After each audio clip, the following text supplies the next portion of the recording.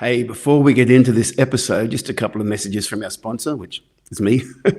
If you're a musician, an artist, a dancer, or someone in our gig economy, if you work in marketing, management, an agent, anything else, and you're like what we're talking about here and you'd like to come on and have a chat, please email me at aussielocalandlive@gmail.com and we'll organise to get you on. Secondly, if you're watching this, please subscribe now on the YouTube channel. Subscribe so we can let you know when more episodes come along, and please let your friends know about it. Finally, the last thing, if you do like what's going on and you'd like to really help, please put your camera on that QR code. It will take you to a tip jar on my website. All the money comes 100% to the show, and every bit helps. So anyway, enjoy this episode. If you can, email me, subscribe, or help out with a tip jar situation. Really appreciate it. Have a good day and enjoy the show. Hey, just another quick message before we get into this episode, which is a chat I have with John Blunt from the Killer Queen Experience. If you're seeing this before the weekend of August 15 and 16, got to let you know that the Killer Queen Experience will be performing at the Goulburn Performing Arts Centre on Friday, August 15th, and on Saturday at Club Cowra on that's August the 16th, Saturday, August the 16th. You can get the tickets through the guys' website. Just have a look at it there.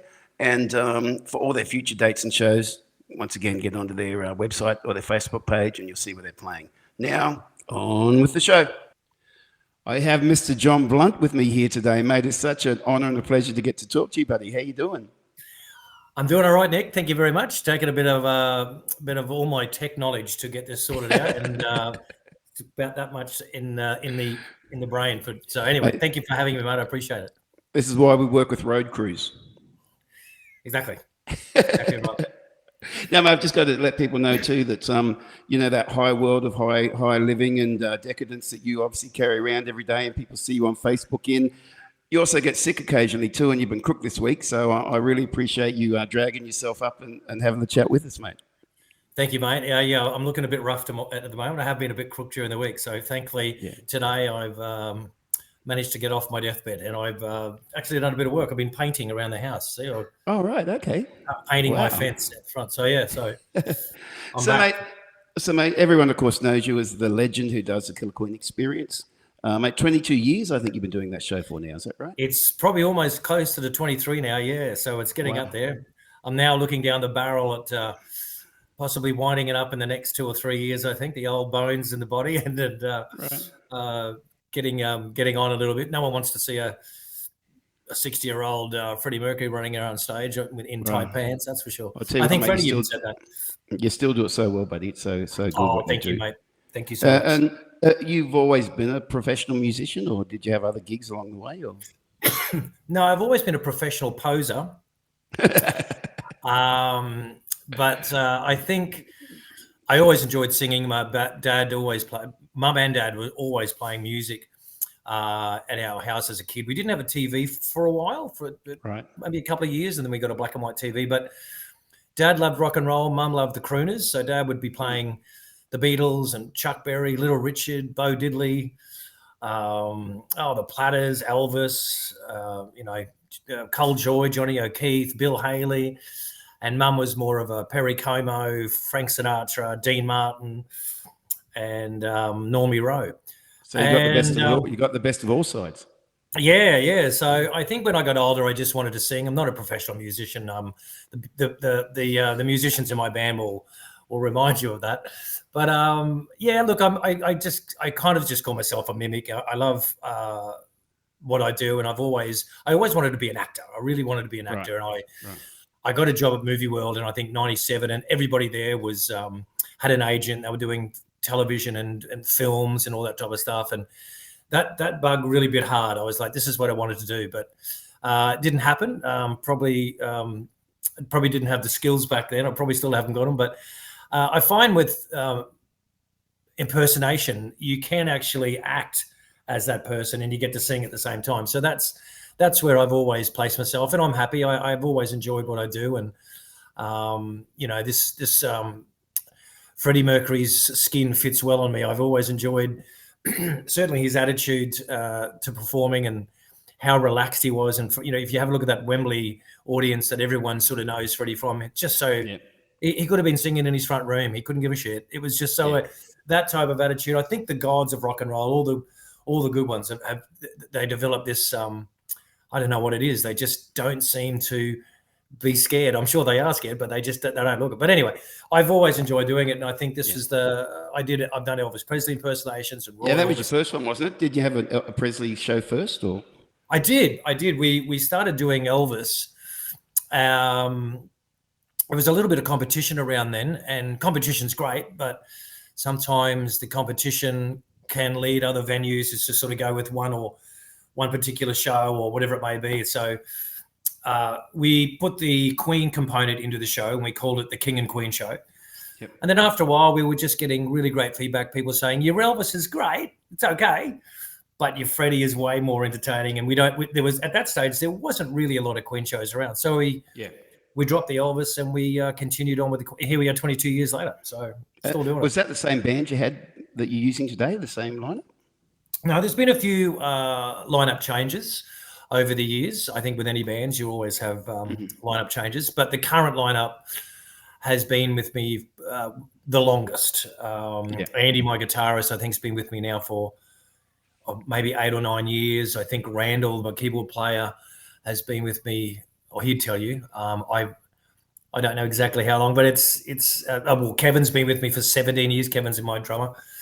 I've known Wayne for easily 30 years. So I knew Wayne when he was playing in another Elvis band, and so they've been with me the longest. So we've become a family that get along like a family. Sometimes we fight, sometimes we like but we were able. We're a true band. Yeah. Well, they're all great blokes, because at the end of the day, we've had some funny little moments. Mainly me, and we've always been able to have a beer and get on with it. Because at the end of the day, we do have a lot of fun on tour, and we're all getting old. You can't do it for too much longer. So you want to close out those years with good stories and good memories, I mean, I think a lot of people don't realize that you're such a dominant personality in the Killer Queen Experience show, and but it is a band. It's like a really good band that's sort of gone through the whole highs and lows of being a band.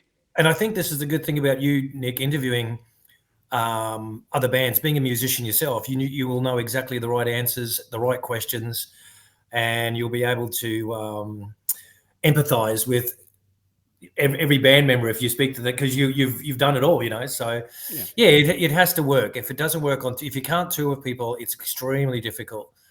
And we've had our moments, but I think I've always said there's way more good times than bad. Look, the things that come out of the arguments on tour, you're just tired. We're getting old. You get tired and things happen. Also, you got the realities of life. So, that little statement we said before about, people get to see the Facebook version of you or the Instagram version of you, or whatever. Even whatever size scale band it is, when you're doing it as a full-time job, you got to realize it's a group of people who are not just dealing with the playing and the performing, but it's dealing with family issues. It's dealing with stresses financially. It's dealing with all those things behind the scene that you have to be able to turn off when you're on stage, because people don't, they're not there to hear us whinge and whine about what's going on in our lives, but we still have to manage it. And if you can manage it with a group of people around you who you say are like family, it makes the journey so much more achievable.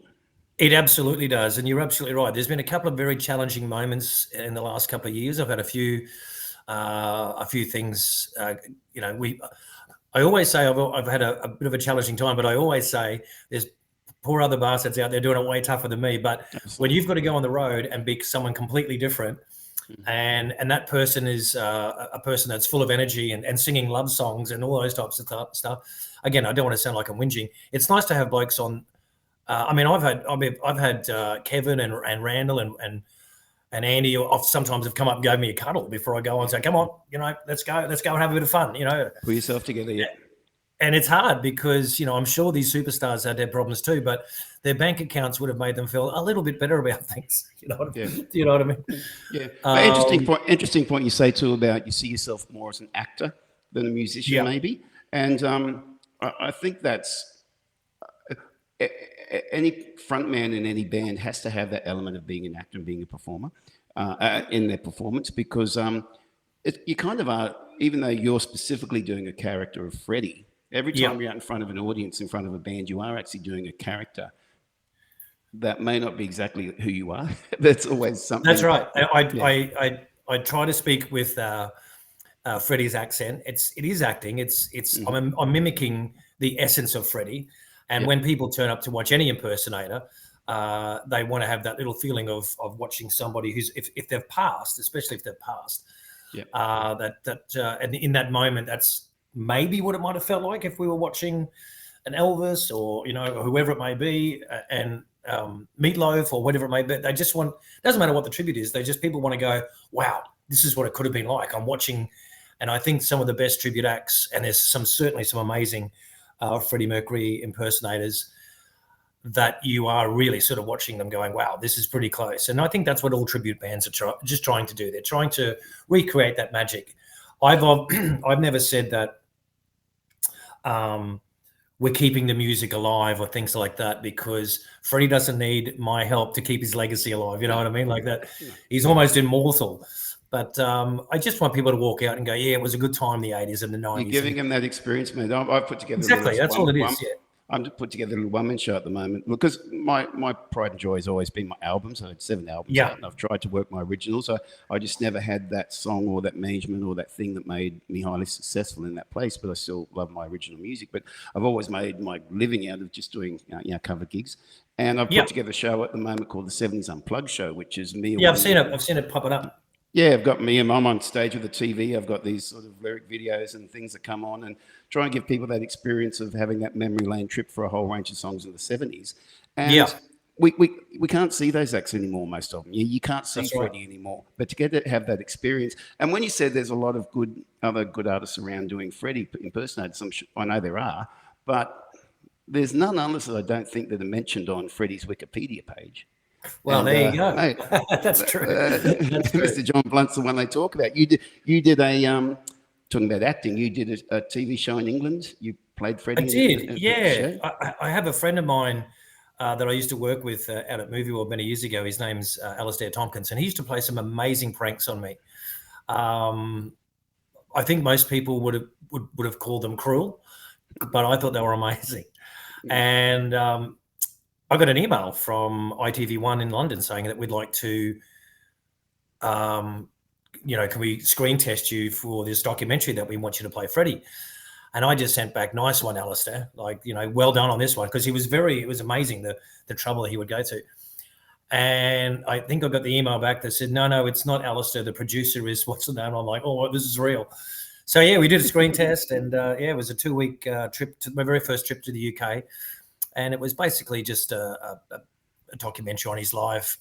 Little controversial because they wanted to do everything from the early 70s right up to Freddie's his death. And I copped a little bit of hate. In fact, I was told, this is quite funny. There was a European page, a Freddie page, said John Blunt killed Freddie Mercury's mum, because soon after the documentary she passed away. Oh no! So everyone was like, John Blunt did that. He killed his mum. I haven't got the actual terms, but I think on when I was reading on Wikipedia, it said that you were highly praised for your resemblance to Freddie and the way you carried off the acting. The show was criticised for being highly sexual, and I'm like, yeah, go Jono. Yeah, I had to snog a lot of blokes. It got to a point where I said to the director and the producer, I said, how many more different blokes am I going to be snogging? And they were like, well, there's a few more. And I was like, well, Freddie, he had a good, and that's what Don't Stop Me Now is basically what that is all about. Yeah. But it was a lot of fun. I had the best time over there. All the crew and everybody was just unbelievable. First time to the UK. It was great. Was the acting what you imagined it was going to be like, the experience? No, I did say to them, look, I've done a little bit of acting. I've done a little bit, nothing I can even talk about. And they went, oh no, it's just sort of it's commentary, and over the top of the commentary, or underneath the commentary, you'll be acting out what they're saying. In 1985, Freddie bought his new house, and you'd be walking into this house, and it was Garden Lodge in Kensington, and you'd just be looking around like, oh, I can do that. Any dickhead can do that, and any dickhead can smash the computer. But yeah, no, when I got there, they lied. That they gave me this like telephone book of dialogue, and I was like, oh my God. Wow. I was so freaked out. I was just, but each time they set up a shot, there'll be a frontal shot, then they'll do one from behind, and then they might do one on the side. And so I was saying the dialogue over and over and over and over again. So every time they changed the shot, I had another chance to sort of deliver it a different way or whatever. But we were pretty pressed for time. But I would like to go back. There are certain points in that movie where I was offending trees. I thought my acting was so wooden. I think my resemblance gave me a little bit of a free pass on some of that acting. But again, a lot of the times I did say to the director, "Can I do that again?" He goes, "No, we've got to get you out of costume. You've got to be in a beard in this next one." It was all very rushed and stuff, but it was a lot of fun. And hopefully, I mean, that's for me. I showed my girls once. I said, I waited until they got to a certain age. But that's there forever, even when I'm dead and gone, that's there forever. So whether it's people didn't like it, it's there for good now. I know some of these questions might sound like fan questions. I'm sorry if they do, but I am a fan of what you do, mate. But you got to meet Queen. When you got to meet them, did they know you had done that series or that show? We met them at Suncorp Stadium. Wayne and I walked in to meet them, and I remember Adam Lambert just going, "Wow, look at you guys!" And we didn't dress up like them or anything like that. Yeah. I think I had a white shirt on and just a black. In fact, I looked like a waiter. And Wayne just had an old grey shirt on and got his hair cut that week. But they were lovely. Like Roger Taylor, we had a small chat with him. I had a small chat with Brian May because around that time he was getting hammered by Channel 7. He pulled over to see a kid on the side of the road. And little kid had I Love Queen, and there was a cameraman there. And anyway, I said to Brian, I saw all that stuff. I couldn't speak actually. I was just like in awe. Keep hitting the fucking computer. And I said, I'm sticking up for you, Brian. I saw the crap that they're doing on Channel 7. I said, I've got your back. And he goes, oh, thank you. That's very kind of you. But they were lovely. In fact, Adam, when we walked in, he was in the middle. It was Roger, Wayne, Adam, me, and Brian. Brian was like rubbing my back. And I was like, that's nice. And anyway, when we walked in, Adam said, "Oh, I'm going to get out of the shot. You guys just take a photo." I said, "No, Adam, it's fine. No, you stay there." He goes, "No, I'll get out of the shot." What I wanted to say to him was like, "It's all right. We'll Photoshop you out later," and which we did. And I didn't. I put it up on Twitter, and someone said, "This looks better," and they had it. But mate, what a voice that man's got. Oh, he's got it. Yeah. He is incredible. I mean, we were when he sung "Who Wants to Live Forever," he's almost touching heaven there with that voice. It's incredible. He was the perfect replacement. Absolutely. Although I do have to say, I think Adam is definitely the most amazing vocalist and the personality. But I also really did enjoy Paul Rodgers. I did too. I loved it. I had to stop listening to that album because I was starting to phrase things like Paul was doing, and I was like, oh. But I thought that was great, and I thought that was the best idea that Paul Rodgers and Queen went into the studio, because I think that's what they should have done with Adam, because I think Adam had a song called Ghost Town or something, and they started doing it live, and with his vocals. And Queen must have rearranged the song. Again, I'm not a musician. They've rearranged it. And it sounded like a Queen song. I mean, of course it sounded like a Queen, but it sounded powerful, big and fat. And it was a great song. And I thought, imagine new music from those two. And that's something that never happened. And I think it should have happened because they did it with Paul Rodgers. And I thought it was a great album. I thought it was a really good album. I was to start off a Paul Rodgers fan as well. I love his vocal work and the way he. For his age, you're so jealous of him. He looks like he's kind of like a 30-year-old or something. He's incredible. 70. What a voice! But it's great. But a tribute to those guys in the Queen band, that they could absolutely carry on that legacy, even with Freddie not being there, and Freddie just being such an iconic moment in music history.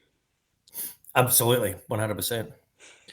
Mate, so where to from here? I mean, you're saying that you've got a couple of years left or whatever. What you're going to do? Is it another show you would look at doing after that? Or? I do. I've already worked out a couple of I've got 2 ideas that I've always wanted to do, but when we started doing the Queen show, it sort of just took off, and we just love working. Nick, I mean, we play pubs, clubs, theaters. We just love working. We're full time. We've been full time for almost 8 years now. It's just about every weekend we're working. But I think at some stage, I would like to do something that I've always really wanted to do. And I have worked out a show. Wayne and I have sat down. We've just penciled out a couple of ideas. And look, I'm not sure whether we could take it into theatres. I think remember when theatres would only allow musicals and overseas artists and all that type of stuff. There was probably going about 15 years ago, like tribute acts were like, we could stylize it into theatres, but I think if we were to stylize it into theatres, we'd have to make it a bit smaller for clubs and pubs. So it's weird. Do we take one show into theatres and then we do another little show that we can still continue to work around the place? So we've got a couple of ideas, but look, I don't know. My health isn't great, especially with my lung condition, but it's manageable, and I've always been able to. It's funny, I can sing, but I can't walk up a flight of stairs. It's bizarre. It could be age more than anything, but anyway, So we're looking at doing something into the future. We've got a couple of little ideas. They're not groundbreaking, or people are going, "Wow, we didn't think of that." It's nothing like that. Well, I think there's something that you guys have done, and like Dan Carter with his Johnny Cash show and some other other tribute acts have really brought forward the realization that you can be taking these shows into theaters, you can be ticketing them that way, and I think we have to do that more and more, because in the pubs, mate, money's just getting tighter and tighter for the economy, and most pubs aren't really set up to run shows that well. But the theatres often are, and the people often want to come to those shows. They want to sit down and see a good show. They don't want to be annoyed by. Well, there's a theatre crowd and there's a pub crowd, and what a theatre crowd is, a theatre crowd or theatre audience won't go to a pub. They won't go to a pub to watch a show, and a pub person, I'm not sure if that's the right word. I've got Sudafeds running through me and Prednisone. Probably wouldn't go to a theatre. So, and there's nothing wrong with that. That's just the beast. It's the name of the beast. But yeah, it's interesting. There's a lot of shows getting around now that, and I think that's what we were doing. We would plan to do a show in a theatre, nothing to do with Queen. It would be just completely different, and then we do a little show that we would just take around to pubs and clubs. But it would be a show. It would be a themed show with costumes and stuff. I'm not sure if I still want to go down the tribute line of work. I think if I was to give this away, that would probably be the end of it. We used to do a show at, we had a residency at the Treasury Casino, and we called ourselves Johnny and the Heartbreakers. And I absolutely loved doing that because I could sing all my favorite songs, which is everybody else's favorites, just standard classics. We did a show recently in Sydney, Foster Oz.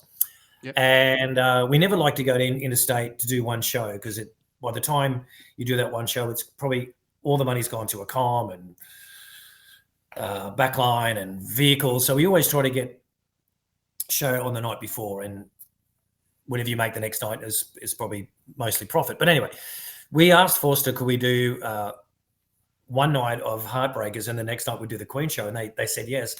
And I just forgotten how much fun it was. It was so much fun. Even the boys, I think we played for an hour and a half, and we went.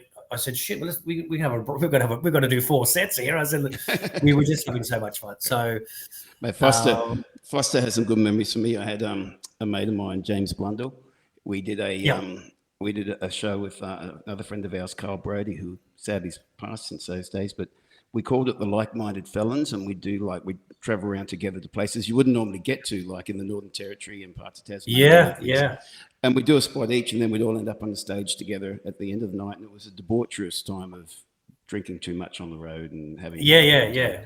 But we decided we'd all go to... James had a property back then at Foster, and we decided we'd go down there for a week and do some recording.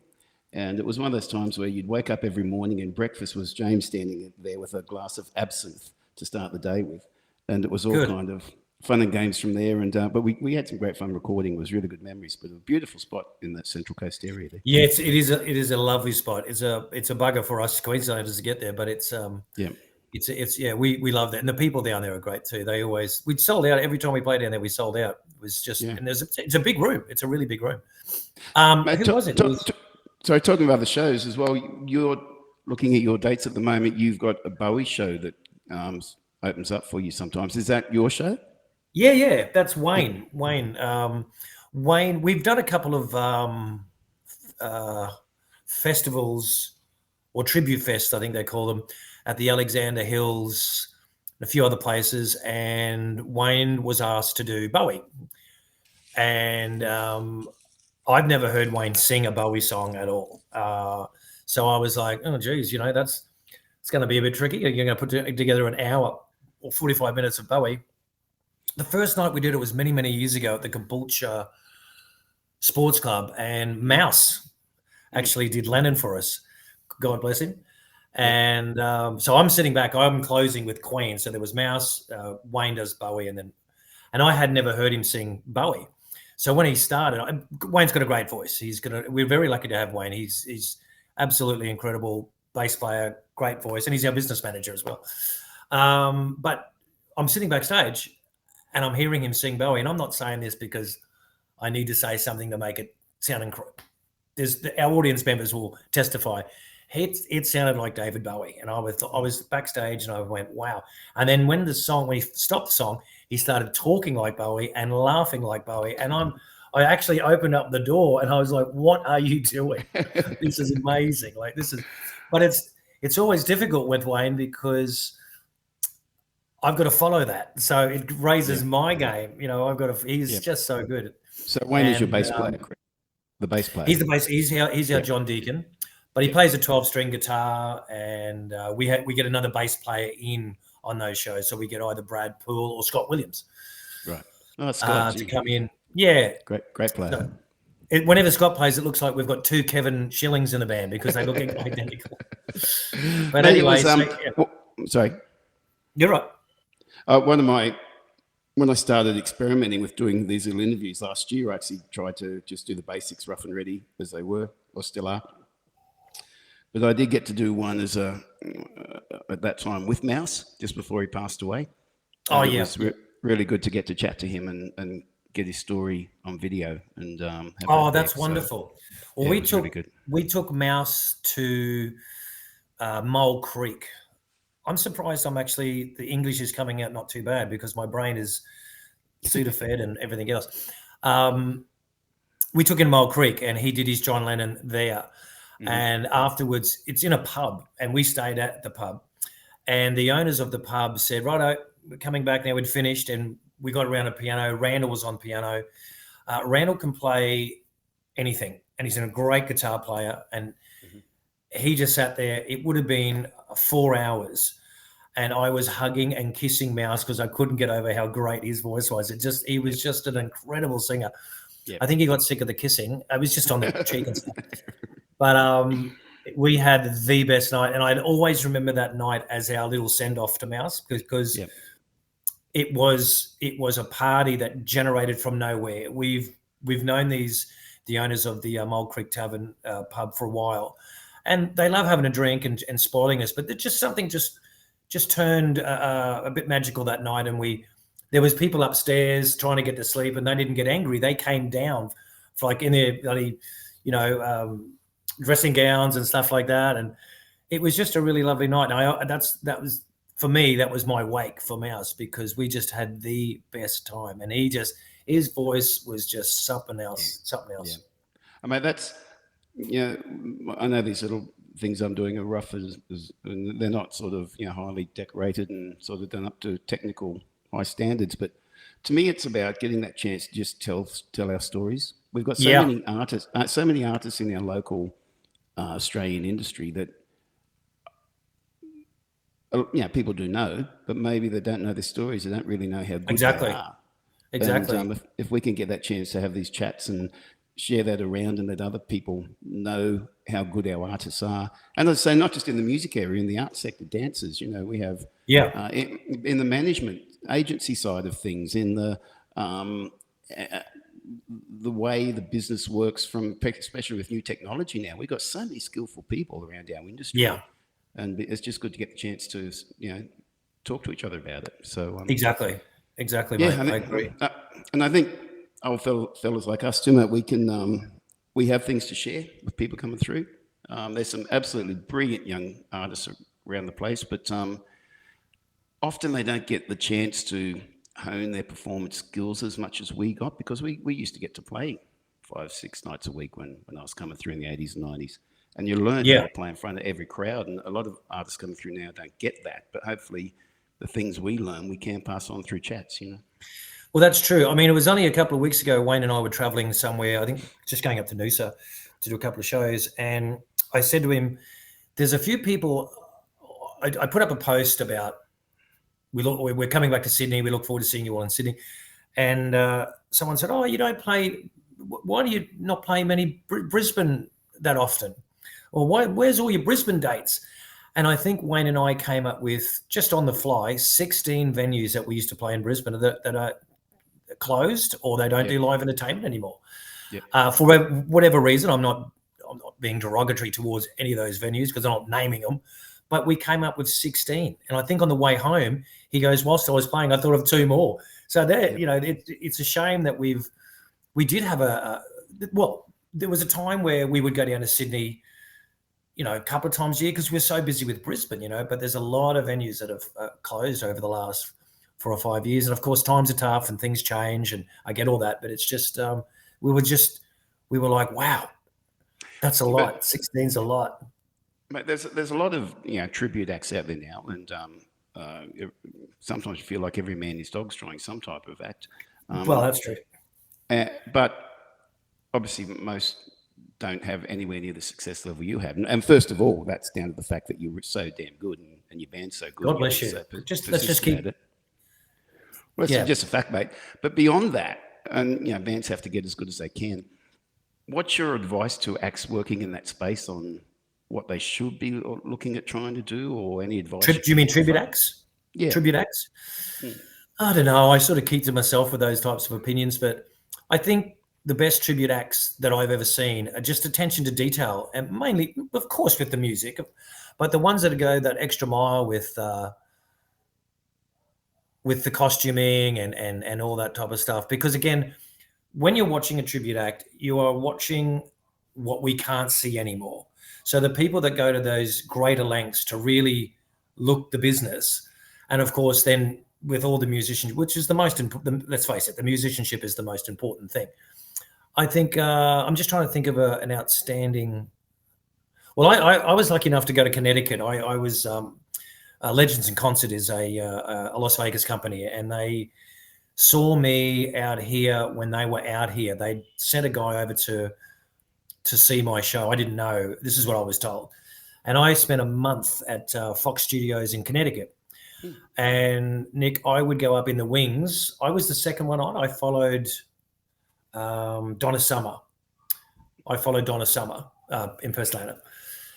But I would then just sit in the wings because we had an encore. We all come out, and I watched them every single night. We did 2 shows on a Tuesday, and these guys were absolutely mind-blowing. Like, just, I was going to stop watching them after the first week because I was getting intimidated, because I was like, I suck. And but their attention to detail, just the way they move their head, or they were just, honestly, they were just incredible. And it was weird for me because when I came home, all those acts, there was a Lady Gaga, there was a Sting, there was a I can't remember them all now. This is going back quite some time, about 7 years. But my brain, Nick, has all those moments tattooed into my head. I actually thought I'd hung out with all all those acts, the real ones. Yeah. Because I was had a few drinks one night, and someone said, "Oh, have you heard Donna Summer's version of MacArthur Park?" And I said, "Yeah, I've met her." And they went, "Donna Summer?" I'm like, "No, I haven't met her. I've met her." They were amazing. But look, as far as advice, I think I saw Rick Szabo's Meatloaf show. Yep. I think that's probably one of the best. I've seen a couple of Meatloaf shows on video. I think I think Rick's Meatloaf show was attention to detail and great musos. Oh, And that's great. I haven't seen it yet, but I obviously love Rick. yeah, he did. He put up. I haven't seen it either. I just saw someone took some amazing footage. I don't know where he might have been at the Tivoli, and I just went, "Wow, that's pretty good. That's pretty good." But yeah, there's heaps of good ones out there. But I don't know about advice. I just prefer to stick to my own. Stick to your thing. Yeah, and well, that's just something I asked. My advice might be shit. That's the other thing too. No, but it is. People also get advice that you seeing your stories and where things can take you too. Like you've obviously given a lot to the industry, but you've got a lot out of it also by getting to travel and perform in some amazing countries, haven't you? I have. We were very lucky. We got asked to. We've been to Norway. Oh my God, I think it's about 6 or 7 times, maybe a bit more. But yeah, we've met some pretty important people. Jeff Beck, we got to meet Jeff Beck. I saw that photo. Jeff Beck went on before us, which was horrendous, but he was great. He was great. He was like, it looks like I'm your fucking support man or something. And I just went, I know you. Sorry. No, we did a lot of work for Lizotte, Brian Lizotte, down in Newcastle. He's now sold that, but his daughter was Jeff Beck's personal assistant, PA.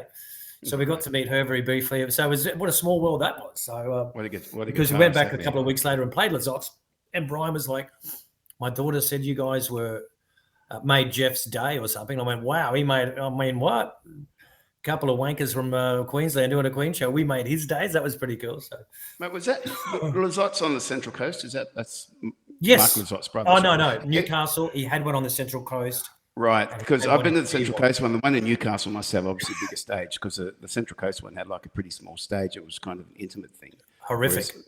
Horrific. I think I offended Brian's wife once. When we first got there, she walked in. I said, "This is lovely. My God, what a beautiful spot." She goes, "Yeah, well, there's your stage." And I literally went, "Where?" She goes, "There." And I went, "You're having a laugh." And she goes, "No, everyone plays on it. Ian Moss has played on that. Everyone." Blah, blah. Yeah. I went, did Ian Moss come with a band? She goes, "Yes." And I could see that I was but it worked out where they had a great sound guy. They knew what they were doing. I mean, they're definitely very professional. The bass guitar, when you said it was going across me, I just sing over the top of the bass guitar neck. But when you said Lizotte, I'd forgotten about the Newcastle one. I thought that one came to my picture. I thought, how did you get on there, mate? India. Also, you've done stuff in India, and Freddie being an Indian heritage. It was bizarre because we played in a place called Mumbai and Chennai. Yep. Again, first time to India, and I was getting a couple of weird. Who's this Freddie Mercury hybrid? That is. It was bizarre, but it was a lot of fun. And I was getting. There was one. I think we were in Chennai, and we played. It was like an empty shopping mall. So it was just this massive, big sort of area, and there was shops, but they're all closed. And they put on this show. And at the end of it, I think it was about 400 people there or something. Maybe 450. And the security guards said, "Can we bring some people back to meet you? They really, really want to meet you." And I was like, "Yeah, okay." So I came back, and there was 2 doors backstage as a dressing room. There was 2 doors. There was you walk in, and then there was another door on the right where you could walk out. Well, all these people started coming in, and they were giving me little gifts like flowers and chocolates, and then about 45 minutes went past, and I went, "What's going on?" He goes, "Oh, they all want to meet you." I went, "What, 400 of them?" He goes, "Yeah." So anyway, I looked over at Wayne. I said, "Get me something to drink. Get me some food." But there was these 4 guys come in, and they gave me this really weird blessing. They put some paint on me, and they were doing they gave me some lays and things like that. No, there's gags here. There's gags, but I'm not doing any gags. And they were just talking to me about the 7 faces on the planet. There are people around the world that there are 7 lookalikes. We've all got somewhere on the planet there's someone that looks like you. And they just gave me all these it was just really positive, and they were giving me all these little prayers. And it was only a couple of weeks later I got the Who Wants to Live Forever documentary. So weird coincidence or the blessings of Buddha. I don't know. Exactly. Or whoever. Yeah. And New Zealand, I think you've done quite a bit of work in New Zealand, correct? We have, well, Kevy's a Kiwi. He's from Taronga. And we've done quite a few things over there. Yeah. I just my two daughters living in New Zealand at the moment with their partners. Oh, really? One's in Christchurch and one's in a small town called Waihi Beach, which is just down the road from Taronga, and we're over there at Easter. Oh, wow. My first time being there, and it's just such a beautiful part of the world. And, well, we want to do a lot more stuff in New Zealand. We don't get a chance to go over there, but we have been offered a few things. Mm-hmm. Sometimes they fall through, and that's the hard thing. So it's generally money, or we've tried over the years, but next year we'll try and do a few more things in New Zealand. But we've always had a fun time over there. Mate, the best place for people to see where your shows are that are coming up, is that be your Facebook page or your website? We, when I say Wayne currently updates the website, so that would probably be the best place. But we do throw up our events on Facebook, our Facebook page. I don't know when this is going to air, so I won't plug it anymore. Yeah, it'll be about a week from where we're talking. Yeah, so I've got upcoming shows. I won't talk about them. Yeah, because I will put them up on. I will find stuff off your website. Oh yeah, okay, great. I'll put some text on and all that stuff. And the goal of this hopefully is that while there's ways to promote your shows and artist shows, it's very rarely that people get the chance to actually sit down and have a long chat with you. And I appreciate it too, because the thing is, Nick, when you run your own boss and you're putting together a bit of capital to raise money for things, the things that we've got to do now is Facebook. You got to spend so much money on Facebook these days, and it probably is the difference between selling out an audience, or we've realized if we don't sponsor a couple of ads, we just don't seem to get those numbers. It's like trying to promote a secret. So it's been a bit hectic. We've spent a bit of money on the old Facebook, probably not as much as other people, but how much money are they making? How much money are they making? Well, I've been asking people, in passing, to try and get advice, but I find whenever I put up an organic post, it really gets out to a very small echo chamber of people, particularly if it looks like I'm promoting something. If I'm promoting a gig or a song, it gets out to very few people. If I put a spend with that post or with that ad, it gets out to far more people. So obviously they highly regulate it to make sure that anything that looks like you're promoting something is only going to get anywhere if you do spend on it. Exactly. And that's the nature of our world. But even when we put those things out, it's always a matter of how do we keep them brief enough? How do we keep it short enough that it catches people's attention and does its job as quick as it can? And they never get a chance to show, like the things we've spoken about today, your journey, what you've done, and what you've achieved with it all, and what it's taken to do those things. And I just hope that this, the people who you've got so many fans around the place, I hope they do enjoy watching this chat and get something out of it. And if you don't, I do too. I'd love to get you back again if that's okay. I'm sure there's other things in the industry we could talk about. There's a million stories we could talk about, and let's do it again. I'd love to do that. But mate, thank you very much for your time today. Thank you, Nick. Thank you so much. We'll get this up as soon as possible, and look after yourself, get better with that health, and have a great series of shows coming up. But Mr. Blunt, it's been a pleasure talking to you, buddy. Lovely, Nick. Thanks for having me, mate. Look forward to catching up with you soon. Thank you. Mate, just stay there. I'm just stopping the recording here.